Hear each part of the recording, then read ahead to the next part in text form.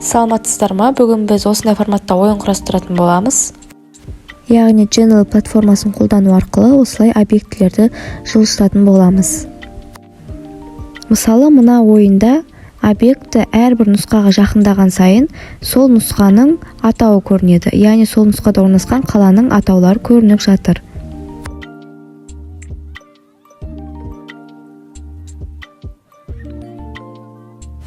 Енді бұндай форматта ойын құрастыру үшін YouTube каналдағы, не болмаса Telegram каналдағы описаниядағы жазылған сілтемеге өтеміз. Яғни осындай сілтеме ашылады. Мінекей, осыған кірсек, оңға қарай жылжытсақ, осындай космоста орналасқан ғарышкер тұр. Мысалы, ғарышкерді басып, оңға солға жылжытып, әртүрлі нұсқаларға жылжытуға болады. Яғни біз осы шаблонды пайдалана отыра өзіміздің ойынымызды құрастыратын боламыз. Ол үшін астындағы Reus деген батырманы басамыз, яғни астында көк түсті батырма.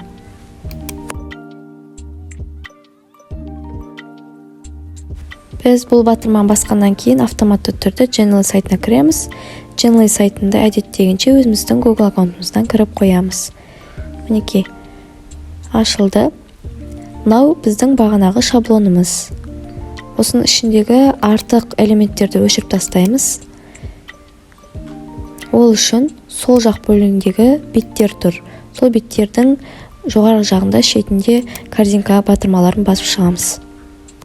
Бірақ мына қоршалған көк фонда тұрған шаблонды өшірмейміз. Яғни осы шаблон арқылы біз басқа ойынды құрастыратын боламыз. Осыдан басқа қалған беттерді өшіріп тастаймыз. Мінекей, бір бет қалды, бұны да өшіріп тастаймыз. Енді жаңа бет қосу үшін Add Page деген батырманы басу арқылы бірінші батырманы бланкты таңдаймыз. Окей, батырмасын басамыз. Бізде жаңа бет ашылды. Енді жаңа бетке фотолар қосу үшін Image батырмасын басамыз. Мінекей, жоғарыда бірінші жерде Drag деген батырманы басу арқылы компьютерден жүктесек болады. Болмаса, осы бағдарламаның ішіндегі дайын фотоларды қоссақ болады. Мінекей, мен дайын фотоларды аштым. Ішінде компьютер, ұялы телефон және құлаққапты таңдайын. Мінекей, телефон, ноутбук және құлаққапты қойып, оларды кішірейтемін.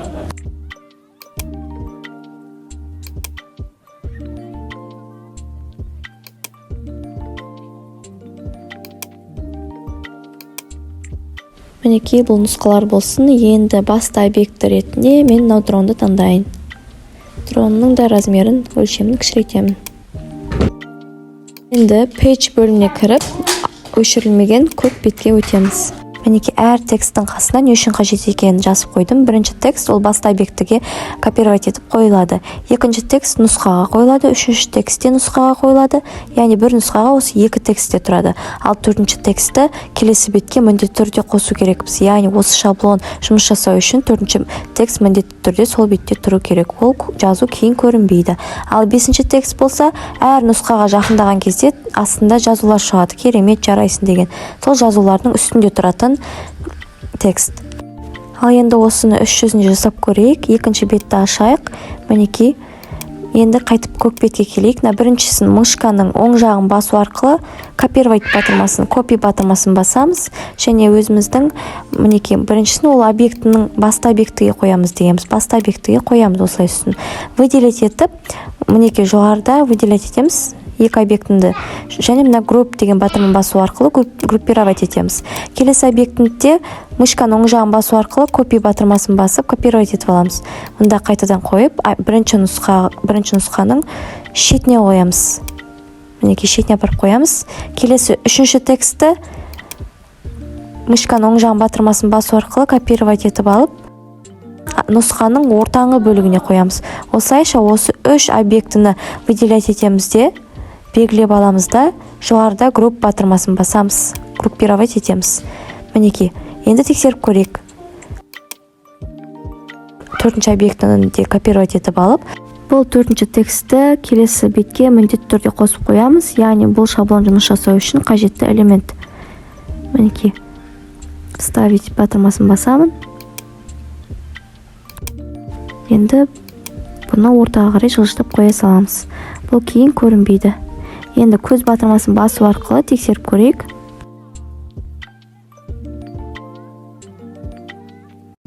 мінекей дронды құлаққапқа жылжыттық. Мінекей қалған элементтерге жылжып тұрған жоқ, себебі ол жақтарға мынау жасырын тексттерді қойған жоқпыз. Осылайша басқа да элементтерге қайтадан жаңағыдай копировать етіп қойып шығамыз. Яғни екінші текстті келесі нұсқаның бір шетіне, үшінші текстті нұсқаның ортаңғы шетіне, осылайша жаңағы принциппен тексттерді қойып, оларды группировать етіп шығамыз.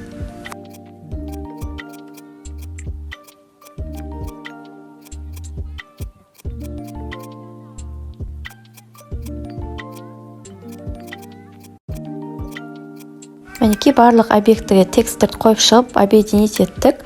Енді көз батырмасын басу арқылы тексеріп көрейік. Мінекей дронымыз шықты, мінекей ноутбукқа барды, құлаққапқа, ұялы телефонға, бірақ фонның артқы бөлігінде тұр. Бұны жөндеу үшін дронды басамыз. Сол жақ бөлікте жоғарғы бетке көтеру деген батырман басамыз. Мінекей басылды. Енді ең соңғы 5-ші элемент не үшін қажет?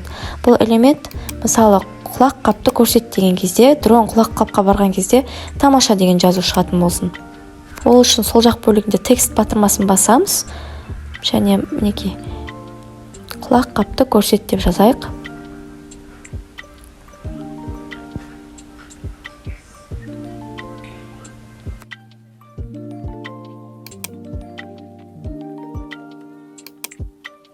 Енді құлаққапқа сәйкесінше тамаша деген сөз жазамыз.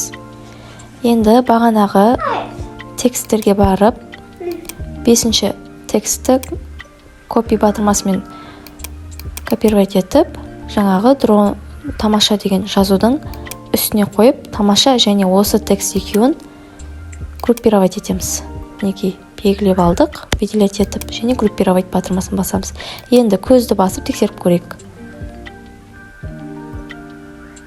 Мінекей ашылды. Мінекей дрон бетінде тұр. Мінекей құлаққапқа барып еді, тамаша деген шықты. Қалған элементтерге жазу қойған жоқ, сол үшін шыққан жоқ. Қалған элементтерге осындай принцип арқылы бірінші текст қоямыз, тексттің үстіне жаңағы 4-ші копи батырмасы арқылы копировать етіп, үстінен қойып шығып, барлығын объединить етіп шығамыз.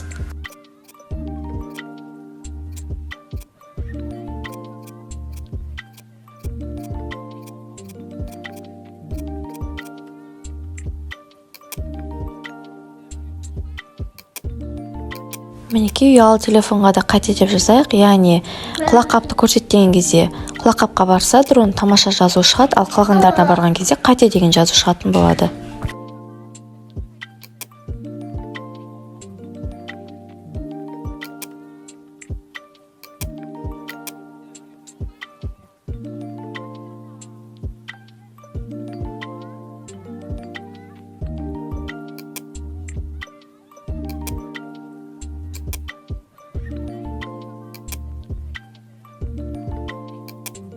Енді осы шаблонды қолдана отырып, құлаққап деген жазудың орнына ноутбукты тап, және телефонды тап, көрсет дегендей қылып жазайық. Ол үшін сол жақ бөлігінде беттерді басу арқылы дубликатын жасаймыз, яғни копировать етеміз.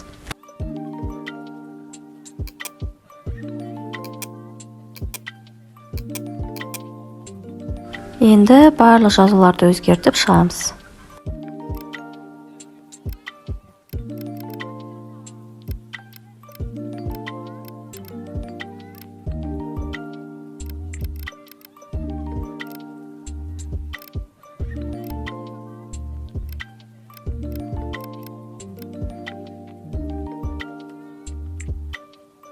Мінекей көз батырмасын басу арқылы тексеріп көрейік. Енді екінші бетке өтіп тұрған жоқ. Екінші бетке өту үшін Interactive Elements батырмасын басу арқылы оңға деген батырманы басамыз. Осылайша от батырманың түсін өзгертіп, мінекей қол батырмасын басу арқылы Go to Page деген батырманы басып, Next Page деген батырманы басамыз. Яғни келесі бетке өт деп. Келесі бетті ашамыз. Осындай принциппен қайтадан Interactive Elements батырмасын басамыз. Мінекей кірдім. Оңға батырманы қоямын. Батырманың түсін өзгертпесек те болады. Go to Page батырман басамын. Next Page батырман басамын. Save батырман басып, Page'ге басып, келесі соңғы бетке қойдың қажет жоқ. Енді көз батырман басып тексеріп көрейік.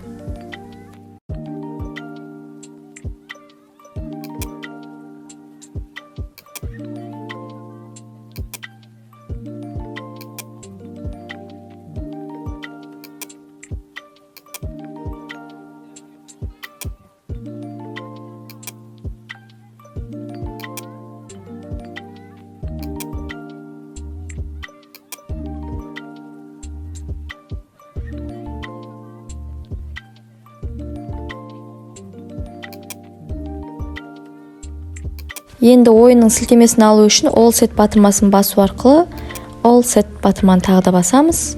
Мінекей share батырмасын басамыз. Мінекей сілтеме дайын. Осы сілтемені копировать етіп көре берсек болады. Міне presentation батырманы басу арқылы презентацияны жасаймыз. Болмаса жаңа сілтемені тарату арқылы пайдалана берсек болады. Назарларыңызға рахмет.